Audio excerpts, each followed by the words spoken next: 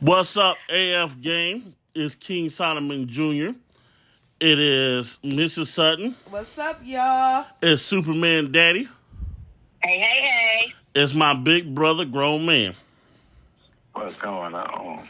It's been a long time coming. Oh, Lord, no, we ain't doing that. It has, but we are back again just for you.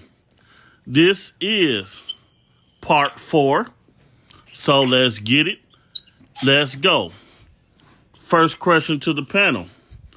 Why does the parent try to manipulate the child that has the custodial rights?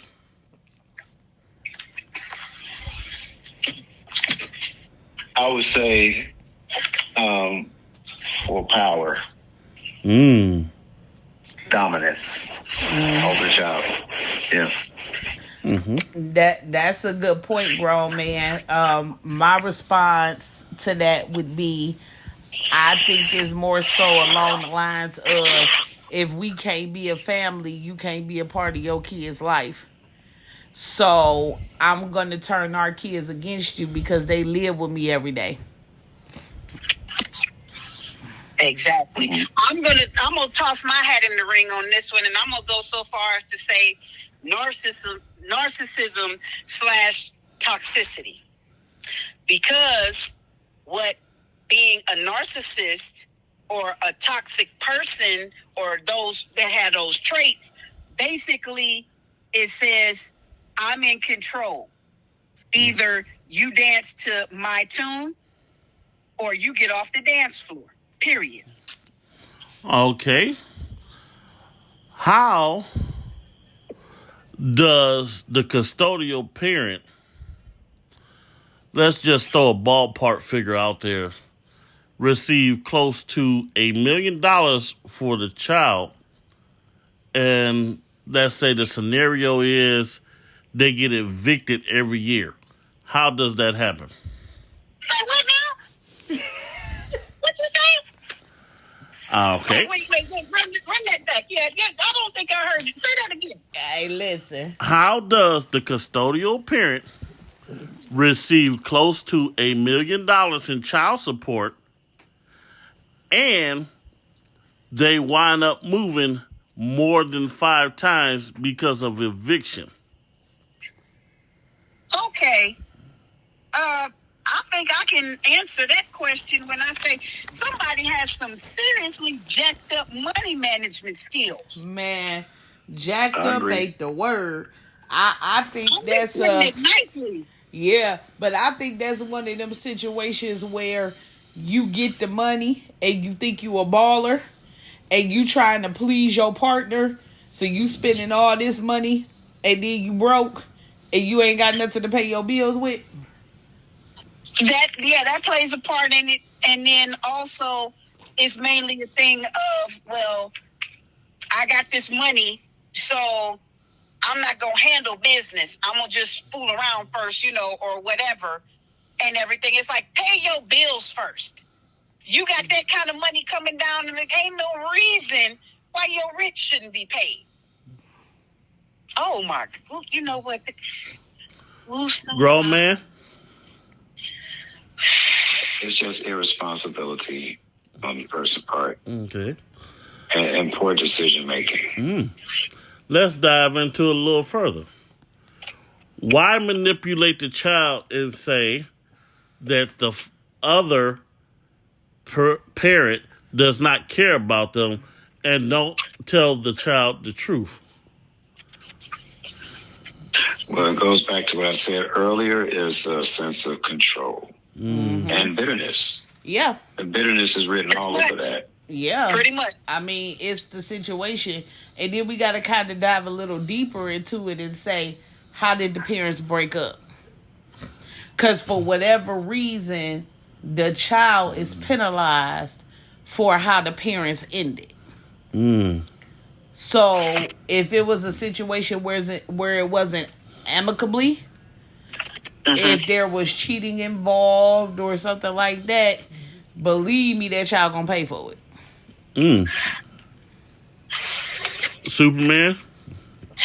Actually, I was going to take the slightly little different approach here, and that's a very good point. But okay, as far as like the relationship going south, what if they did, dare I say, part on good terms, so to speak? But 9 times, let's just be real. 9 times out of 10, that wasn't it. A whole bunch of, once again, say it with me, toxicity going on, and somebody, one or the other, got tired of the foolishness, and they figured, well, hey, we split up. The best way I can get back at you and everything like that is to keep your child, one, keep your child away from you, 2, demand child support and everything like that. And then if I feel threatened in any kind of way, even if you're not threatening me, verbally, physically, or any other kind of way, then I'm going to keep you hemmed up. You know, you're going to stay in trouble, or I'm going to keep foolishness going because I hate the fact that we fell off in the first place. Okay. Yeah. Let me push this button a little further. All right. Over the 18 years, you received close to $1 million in child support. When that child, say, becomes of work age and start working, and say that his job that the child has pays them any bit from, let's say, from $600 on up every 2 weeks, why do you also take 98% of that child's money? Let me dive that one. Back in the olden days, come on, when your child became of age to work, your child brought you the paycheck, and they took all your money. If you was lucky, you might have got $1. A lot of these people that call themselves parents, because I'm sorry, that's not parenting to me. I feel like this. You gotta work anyway. You would have to pay those bills whether you had me or not. So what is the point of you taking my little money? I don't make nearly as much as you do. So what is the point of you taking my little money?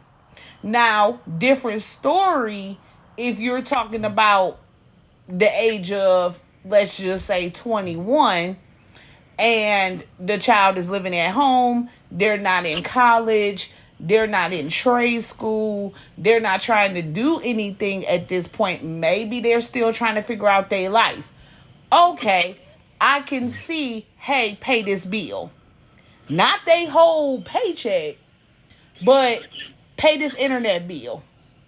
Oh, pay your phone bill.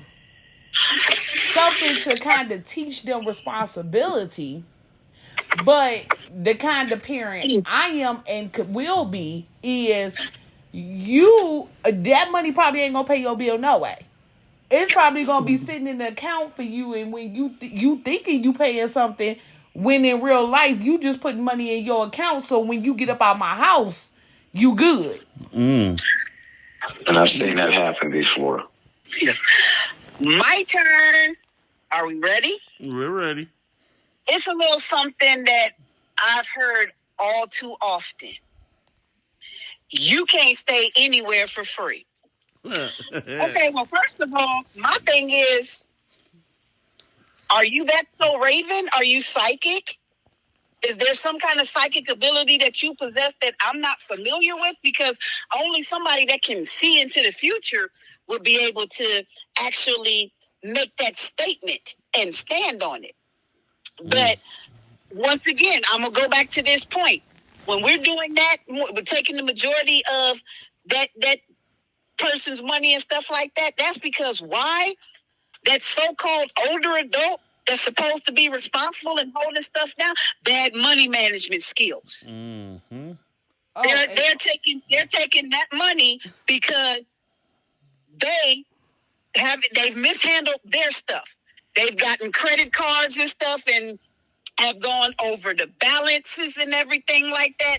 They've gotten out here and got furniture from Rent-A-Center and stuff. Now they ducking and dodging the phone calls and hiding from the people and whatnot and everything. Just bills on top of bills on top of bills. So do you honestly think that older person is about to sit there and let that younger person have some decent money to themselves, but yet they're struggling?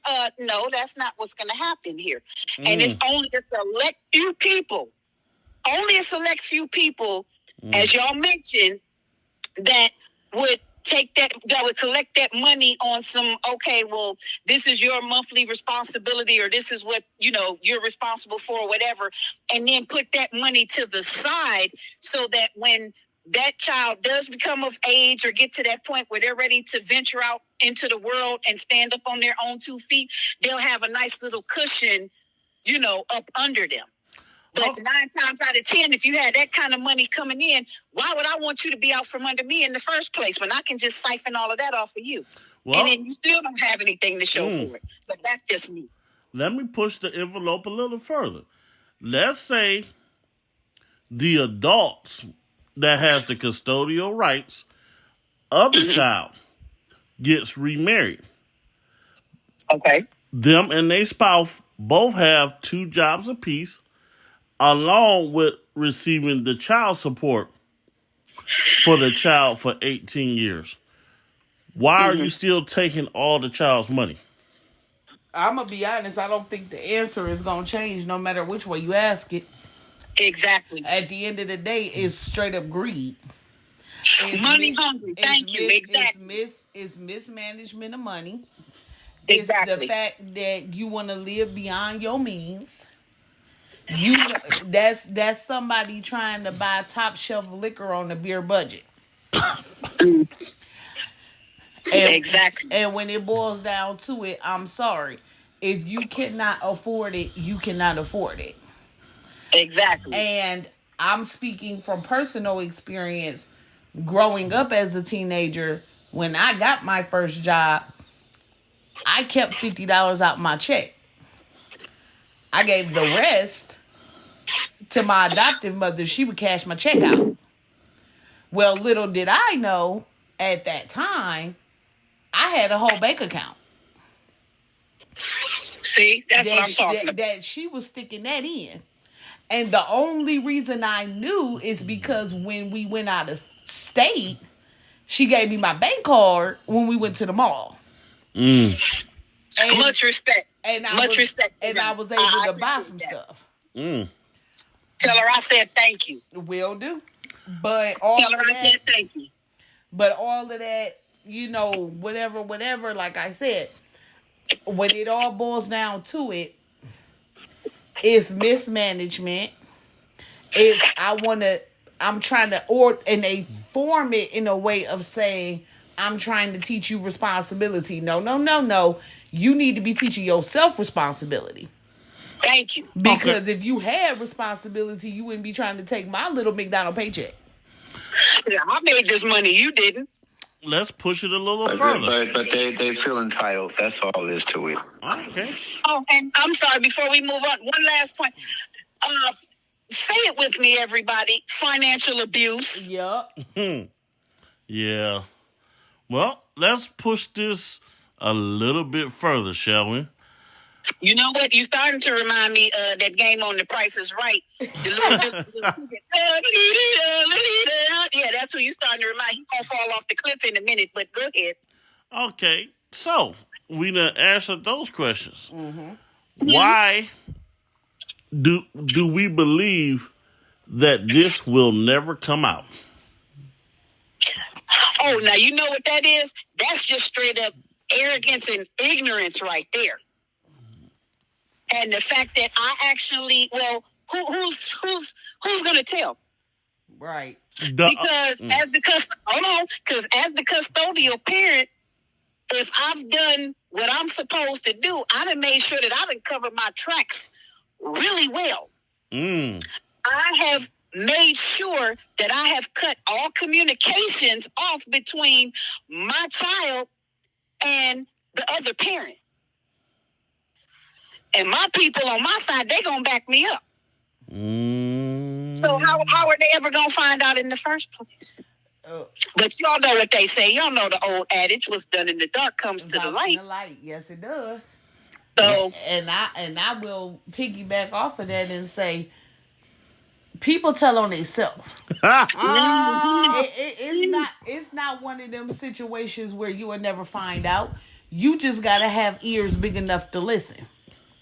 there you go. Because they will tell you. And especially, and people don't seem to understand this particular point, there's a reason why in the Bible it says be slow to anger. Mm-hmm. And that's that's on so many different levels. You ever notice that a couple of things here? They'll say, what is it? A drunk mind will speak sober thoughts. Yes, Oh, it will. yeah. That's one. And then another thing, when somebody gets really angry and they just let it all hang out, let all them words come tumbling out their mouth, that's when you start to find out stuff that you didn't even know what was going on. Oh yeah, and those be the juicy conversations too. Because when you the kid, and if you was anything like me as a kid, you was ultra nosy. So when you was told to go to bed, you found yourself on the steps listening to the conversations. And boy, when I tell you, you learned a lot. But even if you know how to see, I guess for me, I found out a lot of information that my spouse didn't know about my spouse because I knew how to ask the right questions. And then too, another thing you have to remember is when you got people that love to talk, that's one of the easiest traps to set right there. You set them up with the right questions. Oh yeah. They're gonna answer them. Oh yeah, because somebody a little bit more crafty, depending, they're not gonna even get in a situation where you can ask them questions about anything to begin with. They ain't gonna want to come on a podcast. They ain't gonna want to do an interview because they're afraid that some truth about them will be exposed. Oh yeah, and the best part about it is that when it comes down to it, again, you have to be strategic. See, I once knew a young lady, and this young lady got a phone call from her father. Okay. And her father said, they're taking child support out my check. Call your custodial parent. And because I'm pretty sure you can use the money. Pipe bomb. Uh-oh. So she called the custodial parent. The custodial parent went on a full tangent. I'm still owed X amount of dollars and blah, blah, blah. To this day, they still say that. Really? Oh, okay. So, but here's where I believe that some laws, and I'm gonna ruffle some feathers here, especially for some custodial parents here. This is where I feel like child support laws need to change. Because, okay, up until that child is 18, perfectly fine. Why? Because that child can't get a bank account, they can't get nothing in their name. Mm-hmm. But when they become of legal age, and since the child support laws have changed, where if your child is 18, but if your child is going to college, you still have financial responsibilities, then I think those financial responsibilities need to go straight into the child's bank account. Well, you know what? Before we even take it to the next level on this, how about the first change in child support? How about the first law that be written into effect? Take a DNA test.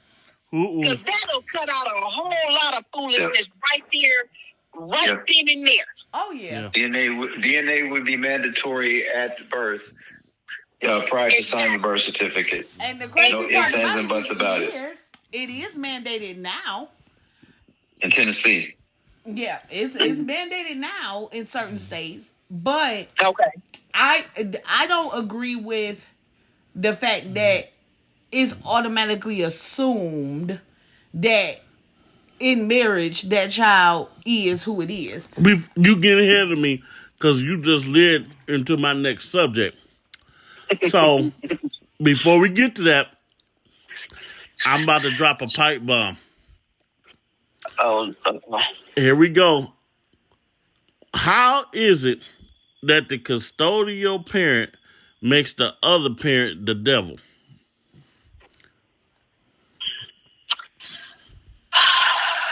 okay. Once again, and I know some of y'all are probably going to get tired of this statement, but please feel free to correct me. But first of all, I feel it takes a certain amount of arrogance, ignorance, and bitterness, along with some toxicity and or narcissism. Because Maybe all. it's not all. Exactly. Because if you're the custodial kid and you have the children on a regular basis, they might have split custody, whatever the case may be. The fact that you two are no longer under the same roof, sharing no responsibilities, it's like the kids are with you, say maybe, excuse me, I'm gonna say maybe a little more than 50% of the time. Well, now you have to be painted in this light where you're the hero that flies in with the cape on and everything, and you holding stuff down. You need your flowers, you need your kudos, you need to be patted on the back because you got the kids on the day to day. That You need validation. Right. Mm-hmm. Exactly. So in order for me to get the sympathy and the supplies that I really truly need, I have to mess up somebody's character and reputation, even if I got to lie to do it. Now, here's the sad part about that. While you running around here trying to mess up somebody's reputation, the good thing about this kind of stuff is, again, it will come out. See, this bitterness stuff is real funny. Because what I found is people who tend to slander other people are really just talking about themselves. Exactly. And then my whole thing in a nutshell is, why would I give you credit for opening your legs to get me here in the first place? Okay, but see, you got to look at it like this. Even when they say, like, well, more or less like what's done in the dark will come to the truth will eventually come out. But you have to look at it like this.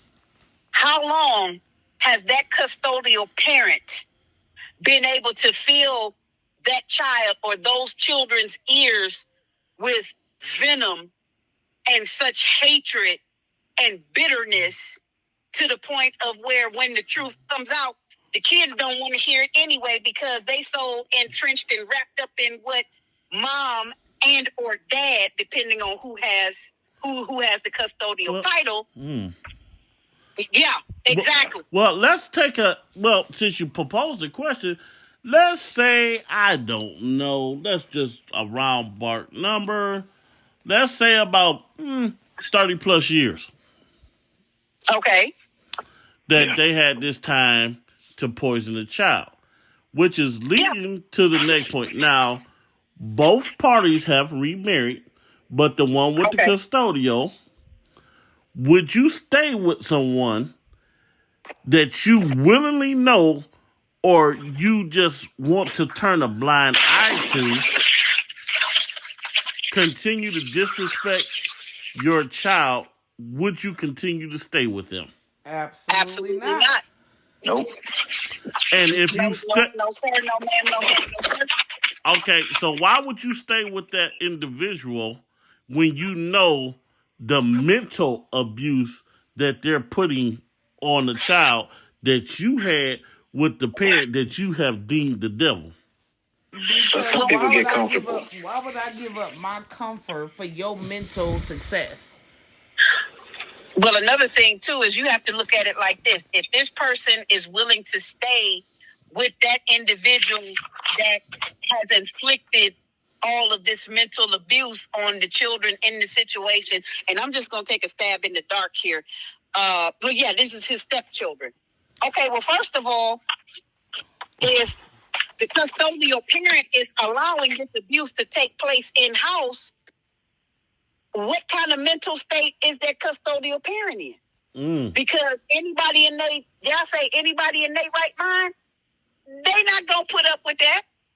You're not gonna. You might treat me like that, but you're not gonna treat my kids like that. But either way, it's still gonna be messed up, because then what the kids see is that, oh well, whatever you call this man, boom boom, be disrespecting mommy left and right and this, that, and the third. So because that's what I watched growing up, then that means that's perfectly fine for me to do to someone else. Well, I'm glad you said that, because now I have a question. And Sure. this is just out of the box. Let's say the child is now grown and they're working, but because you fondled, mismanaged, mishandled the money, they're working, but now you still taking 98% of the check. Now, I will say that That's great. at some point, the mentality of the child has to kick in. And the only reason why I not say if you're that- manipulated.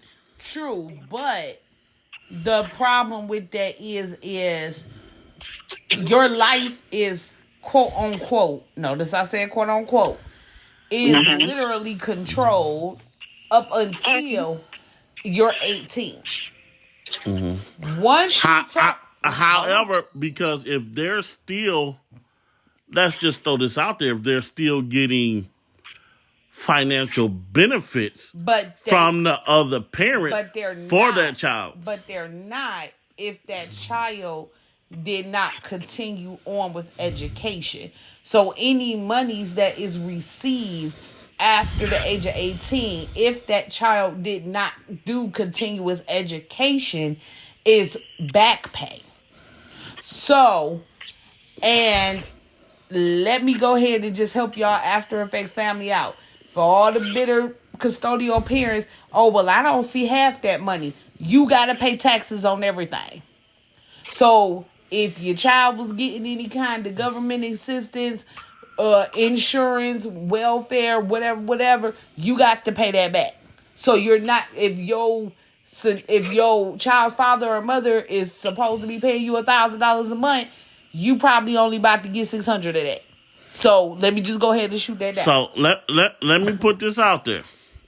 The custodial parent has pretty much the free reign, because they done made the other child, not the other child, but the other parent, the devil.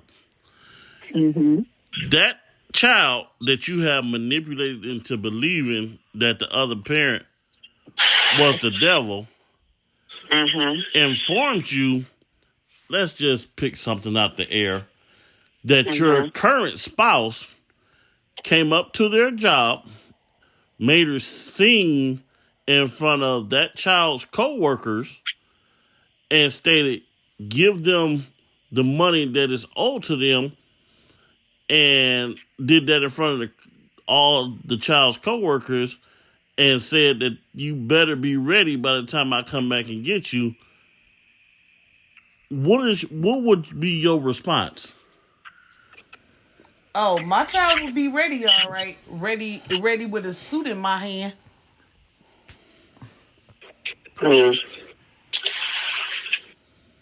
Wow. Or a dress if it's a girl.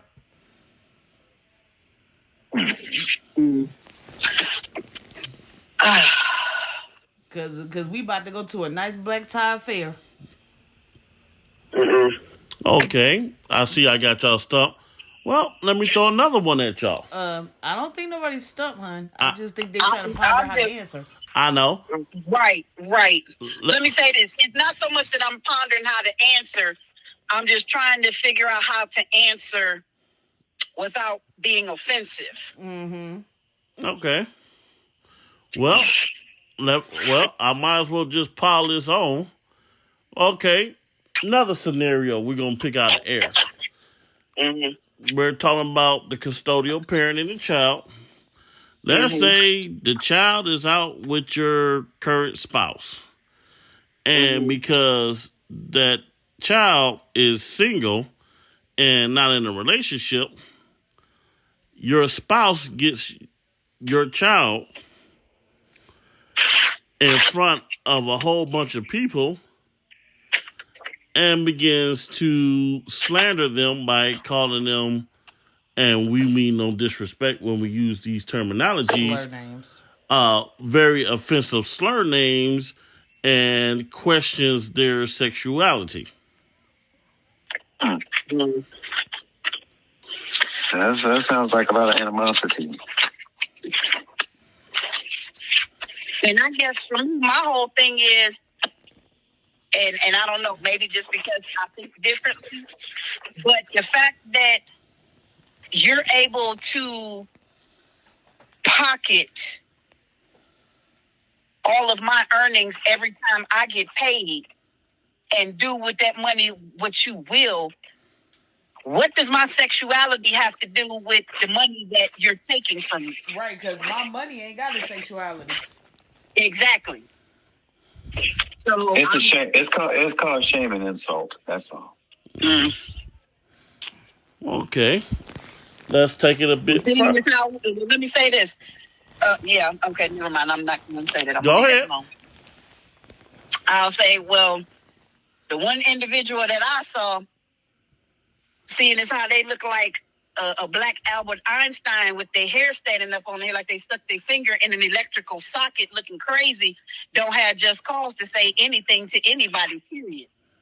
Mm-hmm. The last time I checked, wasn't gracing the covers of any GQ magazine, Ebony, or anything else. But hey, that ain't none of my business. So. Listen, or furthermore than that, you ain't got the right to call nobody nothing, especially if you 100 married to a 2-year-old.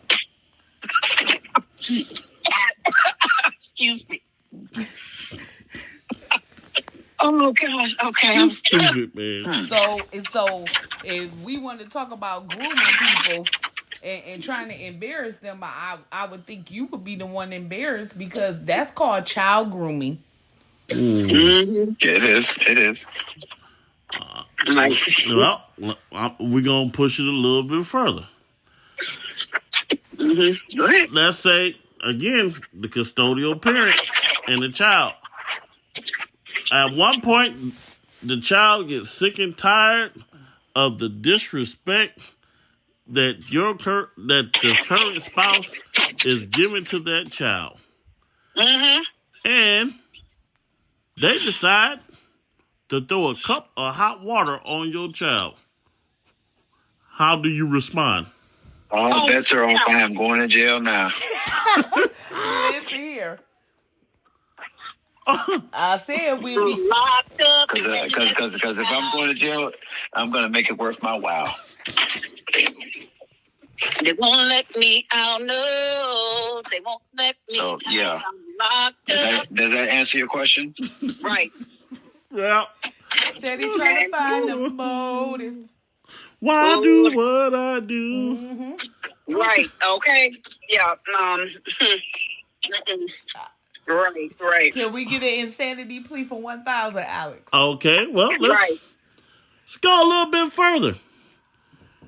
You are a full-blown witness to the fact, and you've heard about your current spouse and the other child because of the mental and physical manipulation abuse that the children have went through. Let's pick something out the air. Let's say they both pulled guns on each other and your spouse threatened to shoot the oldest child. I'll take that gun and I'll be spouseless. Okay, I'm sorry. Can we run this back real quick? Okay, just to remind everybody, neither one of these children belong to this man. Am I correct? That would be correct. Oh, They pull a gun on each other, and he decides that he's going to want to end the oldest child. Yep. Mm. Because the oldest child has gotten fed up with the disrespect that has happened. I don't know. Let's give a nice little number. 20 plus years. Mm-hmm. But the thing about it is, I have to say this. To answer the question, I will simply put, the term that was just used is child grooming. How do you expect somebody to stand up for somebody else when they were manipulated themselves? Because there is a mental capacity that goes with certain age groups. So, if I can make you believe because I'm older than you that I can provide you with the world, knowing that's a lie because I'm broke, then turn around and pimp you out so that you would pay my bills and take care of me when I no longer can do the things I'm doing, which you knew was going to come quicker for me because I'm 100 years older than you. So, why, if I'm manipulating you, how hard would it be to manipulate your kids? And how hard would it be for me to treat your children any old kind of way if I got you as a child? So, basically, I'm daddy to everybody. I'm just married to one. So, I'm going to treat all my kids the same. Ignorance is no excuse. I agree. But I'm just telling you, that's the mind frame. Because if I would have been dumb enough to marry somebody significantly older than me, then I can't get mad at that person for treating me like a child because you're old enough to be my parent. Okay. Take it a step further. Thinking it's just in this particular case, I think it's just this individual. Because there have actually been some marriages where it's been a significant age difference, and it's actually worked out quite nicely. This is just one of those special ed cases that it didn't. Murder is the case that they gave me. Well, let's take it a step further. Okay. And this is a pipe bomb. Here we go. All right. Why would you, let's say, the child decides they want to get married. Mm-hmm. And the spouse decides that before they get older, they want to become an ordained minister. Okay. And notice you said they decided, not God decided, but continue.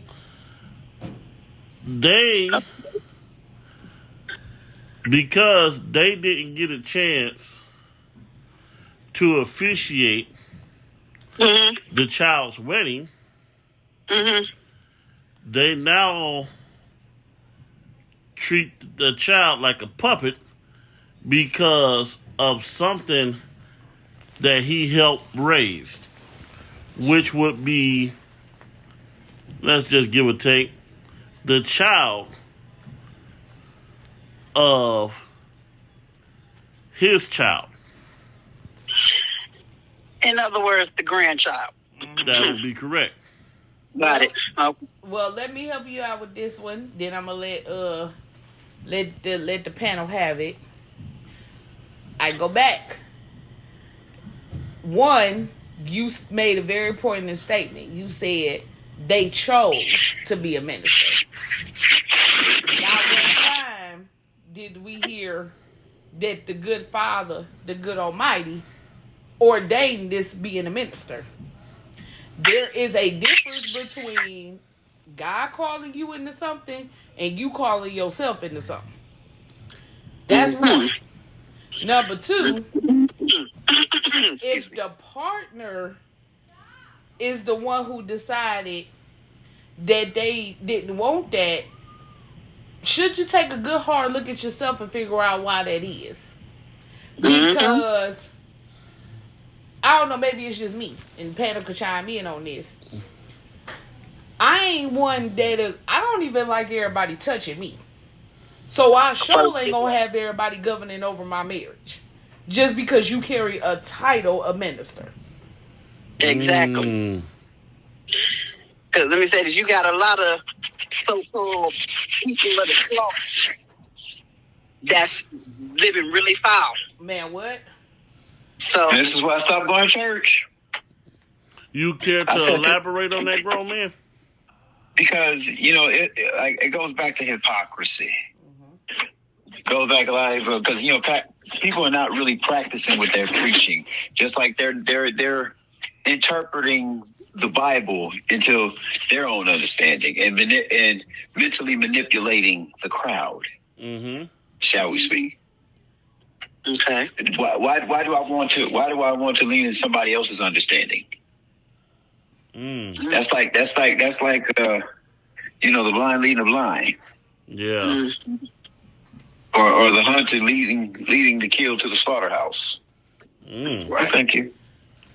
Okay. Well, since we already here, let's go to it.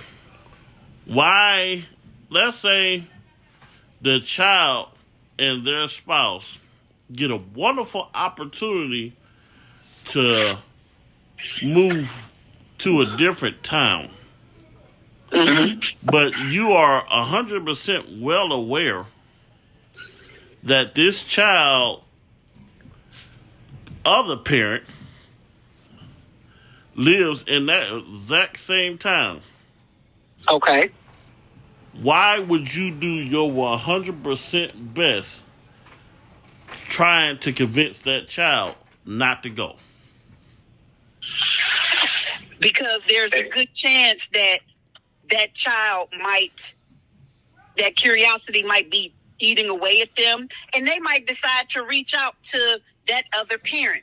Like, if nothing else, just on some, why didn't you want me? Or why didn't you stick around? Or what have you.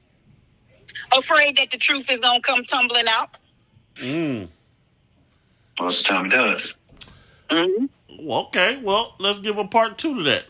Let's say the other parent comes with receipts. And they tell And I just go get my popcorn ready. yeah, Right. you Right. better, because this is about to be a wing dinger. The other parent tells the child, when the child asks, why wasn't you there for me? That parent says, because I had to make a choice. Either get into it with the particular party that your custodial parent is now married to, or step back. Which was the hardest decision I ever made. They further tell the child of some information, let's just put it out there, that child knew for a fact there is nowhere on God's green earth they should have had that information. They informed the child about their health issues that they had as a kid. Let's just throw something out there and call it baby seizures that the child had outgrew, but let's say when COVID came, it brought back the baby seizures, and this is why the child is experiencing some stuff post-COVID. They further informed the child that the braces that the child was supposed to still be wearing to this day, hypothetically speaking, they owe $7,500 for that, and after that, they owe no more child support. And was able to tell the child exactly how many times, hypothetically, as we said earlier in the show, they had been evicted from their home.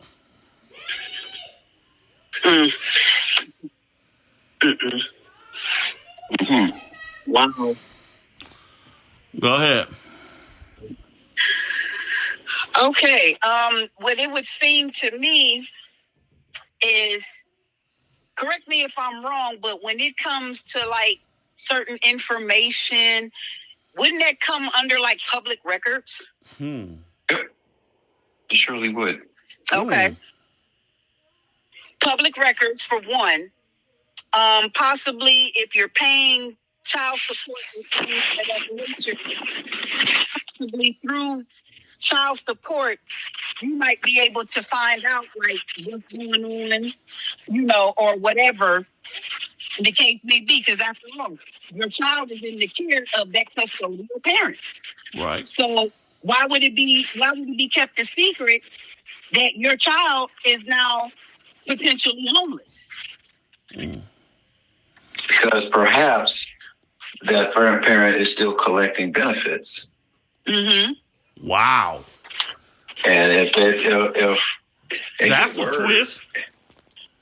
If word comes back homeless, then there's going to be penalties to pay, and possibly jail time. Oh, and my personal favorite, let's not leave this out, but how about the fact that the custodial parent might end up losing custody of that child because they can't seem to keep a stable roof over their head?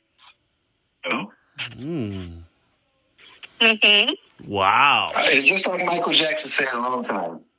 If you can't have the baby, if you can't feed the baby, then don't have the baby. Yeah. And don't pick baby if you can't feed your baby. Yeah, because like, he put it out there. It's crazy. Like, this is real life. The child knows for a fact there is certain information that you only would have been previewed to if you had the receipts and you was helping paying for this stuff. Mm-hmm. So let's just, again, to a question that was proposed earlier. You're receiving close to $1 million in child support over 18 years for the child. The custodial parent and the current spouse both have 2 jobs apiece. Where's all that money going? To frivolous things. And you know what? Knowing what I know now and everything like that, just out of curiosity, is it possible that they could be brought up on charges? That's a federal offense. Yeah. Because the monies that was being received was for what purpose? To support the child. How are you supporting that child if you keep getting evicted 4 and 5 times? And now y'all know from experience, you know, let's just say back in the 90s, what rent was what, $200, $300, $400? Something like that, yeah. So you receiving all this money, can you please, Lucy, you have some explaining to do. Mm-hmm. Exactly. But what it's called is, I'm going through this money like Grant went through Richmond. It's not so. It's really not about me doing my due diligence and taking care of my child like I'm supposed to, and making sure that I put aside, you know, some decent money to secure his future. I'm living the high life, but then again, it's like, how high of a life can I be living if I keep getting evicted from every place I move into? Right. That is the craziest thing I have ever heard in my life. Like, how in the world does that even remotely happen?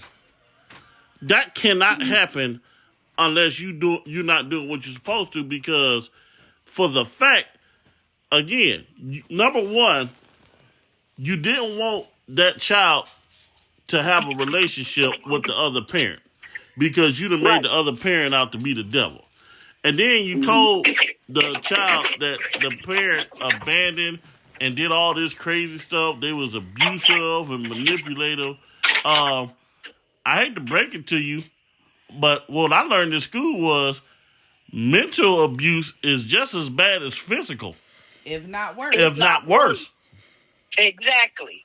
But like I believe Mrs. Sutton stated earlier or whatever, typically what happens is 9 times out of 10, the person that's accusing, the custodial parent that's accusing the parent, the absent parent of what's going on, 9 times out of 10, they're the one that's actually guilty of the stuff that they're accusing that other parent of.